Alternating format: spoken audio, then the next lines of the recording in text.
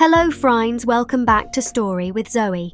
Today we start the episode 6 of the Our Story, When Introvert Meet Extrovert.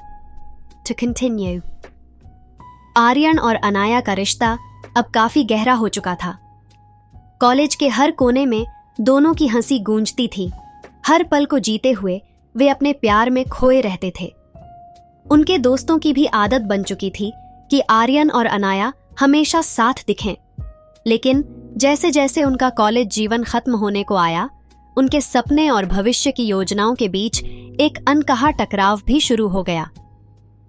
Anaya हमेशा से architecture में अपना career बनाना चाहती थी। उसे शहर की सबसे प्रतिष्ठित आर्किटेक्चर फर्म से इंटर्नशिप का ऑफर मिला, जो उसके सपनों का पहला कदम था। लेकिन यह ऑफर मुंबई में था, जहां उसे अगले 2 सालों के लिए रहना पड़ता।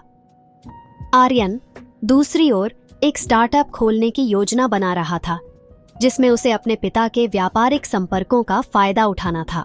आर्यन का सपना था कि वह ग्वालियर में रहकर अपने परिवार और दोस्तों के साथ एक सफल उद्यमी बने, जबकि अनाया अपने सपनों की उड़ान के लिए मुंबई जाना चाहती थी। एक दिन दोनों अपनी पसंदीदा जगह कॉलेज के कैंपस में एक पेड़ के नीचे बैठे थे। अनाया ने झिझकते हुए कहा, आर्यन, मुझे मुंबई जाना होगा। मुझे वह मौका मिला है जिसका मैं हमेशा से इंतजार कर रही थी। आर्यन कुछ देर चुप रहा, फिर बोला, मुझे खुशी है कि तुम्हें वह मौका मिला, लेकिन क्या हम...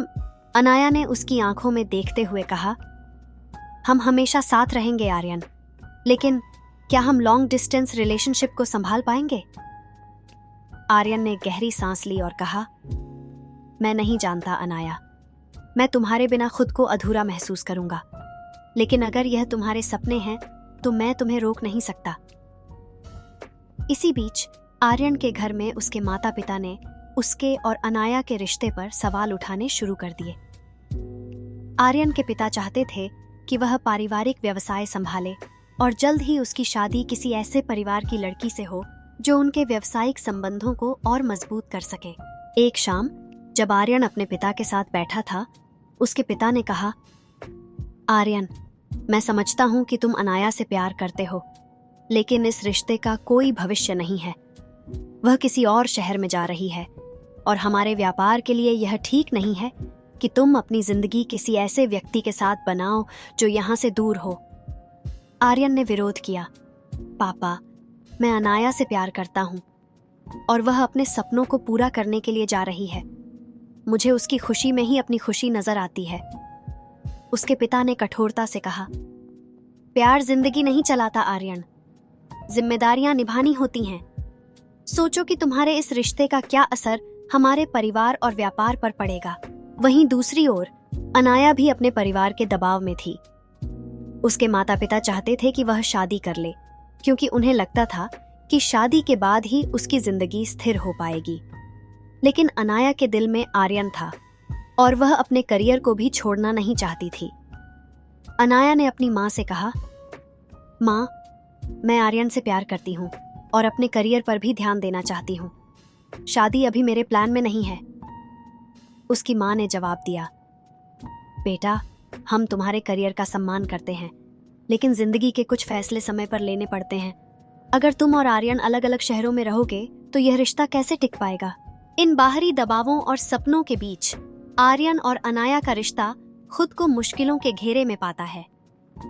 दोनों एक दूसरे से बेइंतहा प्यार करते हैं, लेकिन उनके सपने और पारिवारिक जिम्मेदारियां उनके रिश्ते को बार बार चुनौती देती हैं। क्या आर्यन और अनाया अपने प्यार को इन सभी मुश्किलों के बावजूद बचा पाएंगे? क्या वे अपने सपनों को एक साथ जीने का रास्ता निकाल पाएंगे, या फिर ये दूरियां और दबाव उनके रिश्ते को खत्म कर देंगे? आर्यन और अनाया के जीवन में अब वह समय आ चुका था जब उन्हें अपने रिश्ते, अपने सपनों और अपनी जिम्मेदारियों के बीच एक संतुलन बनाना था। उनके प्यार में कोई कमी नहीं थी, लेकिन परिस्थितियां इतनी जटिल हो गई थीं कि उन्हें समझ नहीं आ रहा था कि कौन सा रास्ता चुनना सही होगा। अनाया के मुंबई जाने का दिन आ चुका था।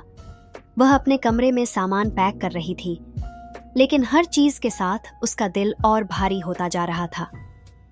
आर्यन भी चुपचाप उसकी मदद कर रहा था, दोनों ने एक दूसरे से ज्यादा बात नहीं की, मानो वे शब्दों से बचने की कोशिश कर रहे हों ताकि उनकी भावनाएं उमड़कर बाहर ना आ जाएं।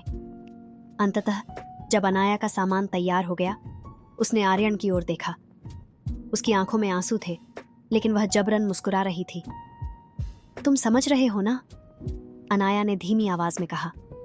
आर्यन ने उसकी ओर देखते हुए कहा, मैं समझता हूं, तुम्हारा जाना जरूरी है, लेकिन मैं कैसे मानूं कि सब ठीक रहेगा? अनाया ने उसका हाथ थाम लिया। सब ठीक होगा, हमें एक दूसरे पर भरोसा करना होगा। आर्यन ने उसकी बात मान ली, लेकिन उसके दिल में कहीं ना कहीं एक डर था। क्या यह दूरी उनके प्यार को कमजोर कर देगी?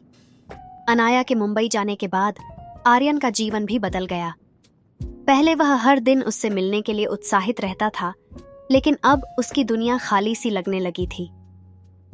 कॉलेज में वह अपने दोस्तों के साथ भी पहले जैसा नहीं रह पाया, क्योंकि उसके दिल और दिमाग में अनाया का ख्याल हर वक्त बना रहता था। उधर आर्यन के पिता लगातार उस पर दबाव डाल रहे थे कि वह पारिवारिक व्यवसाय में शामिल हो जाए। उनका मानना था कि अब आर्यन को अपने भविष्य की जिम्मेदारी उठानी चाहिए, लेकिन आर्यन का दिल अभी भी अपने स्टार्टअप पर केंद्रित था और अनाया के बिना उसे कोई भी फैसला लेना मुश्किल लग रहा था। अगला एपिसोड सुनने के लिए चैनल को सब्सक्राइब करें।